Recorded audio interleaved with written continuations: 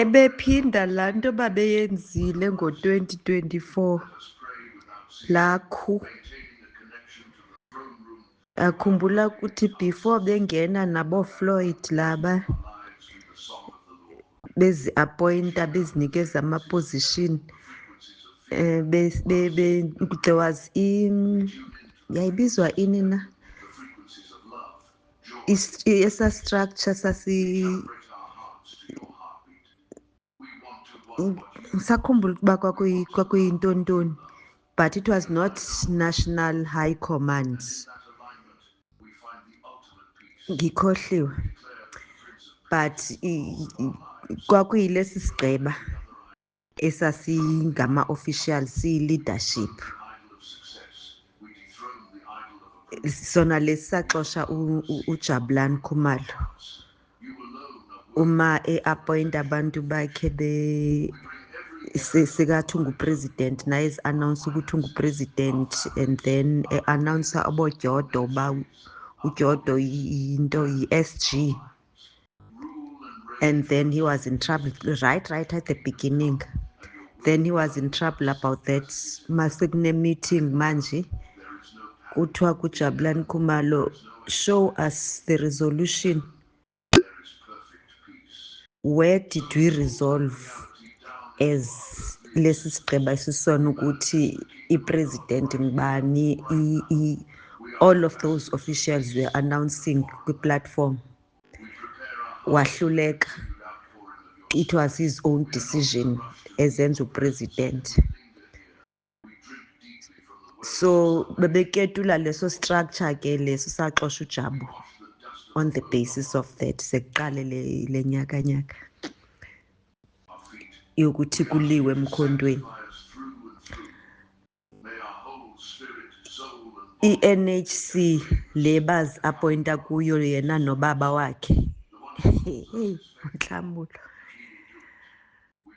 beyiketule leso structure leso, and kwakungamagerilla i-structure sakhona.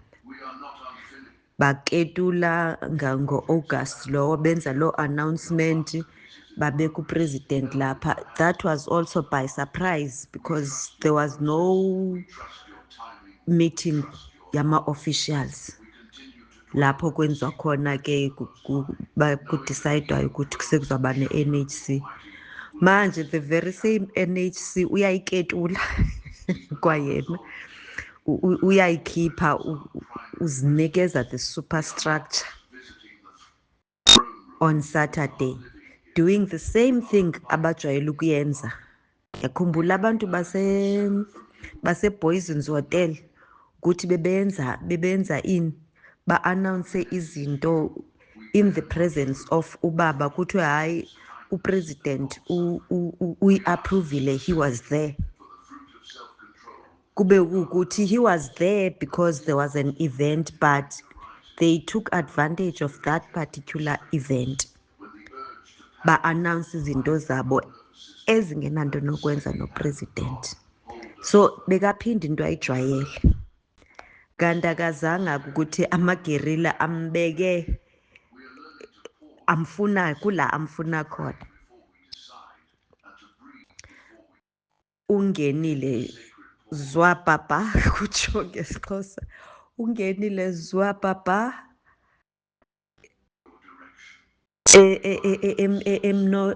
emnobeni. Yini laa nto makubekwa isilarha sirekthiselwa intaka, ungenile emgibeni khaxa. So he can't say anything now.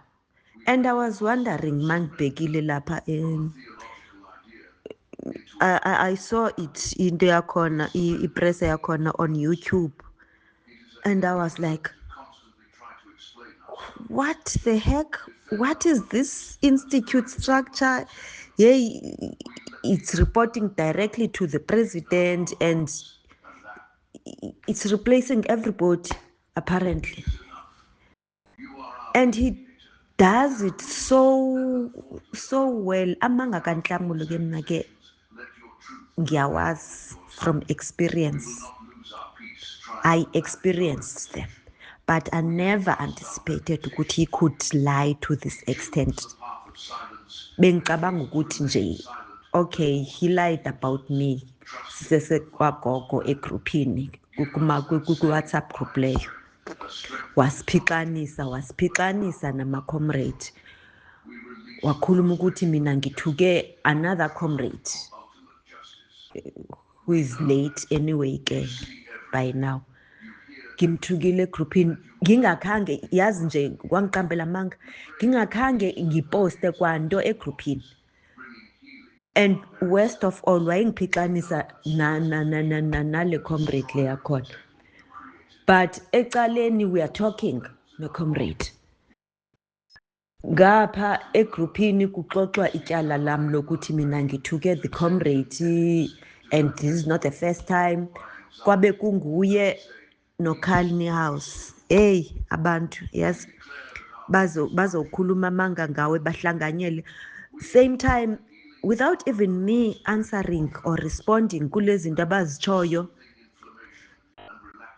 admin makakhishwe ngakhishwe so yonke lento le sengibona days after ukuthi hayibo ngikhishiwe egroupini and before ngikhishiwa umklamulo uqale yena waposta this thing about me and then bangenelela ke other 3 comrades hayibo kwaba indaba yokuthi mina ngithuka uJotham and it's not the first time nabo Carl Niehaus hayibo jiki admin mkhiphe wangikhipha uShezi egroupini Nkosentsha who has just passed on a few months ago wangikhipha egroupini and he was the only admin in that group ngaba ngikhishwa kanjalo but lento ayenzayo uthe maka-announcer le institute yakhe wathi it's going to be led by uJudge Hlophe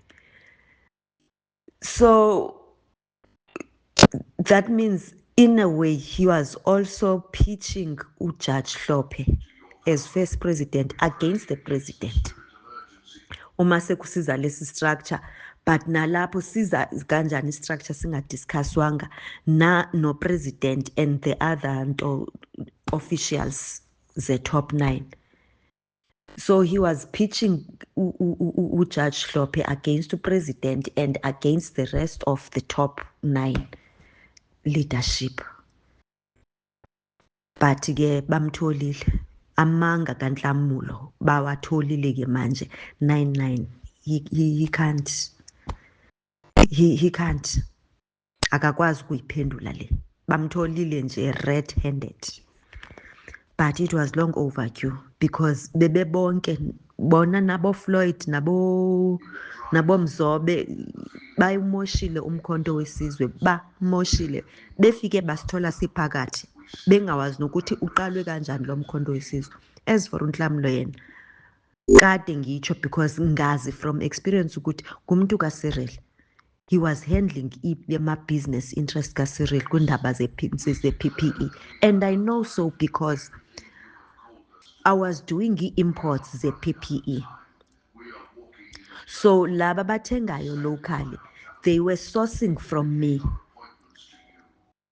or they were trying to source from me and that's how I know uNhlamulo that's how I first knew uNhlamulo on a personal level he was handling izinto zikaCyril ngezinto ngama-contracts a-fraudulent nje nawo nakhona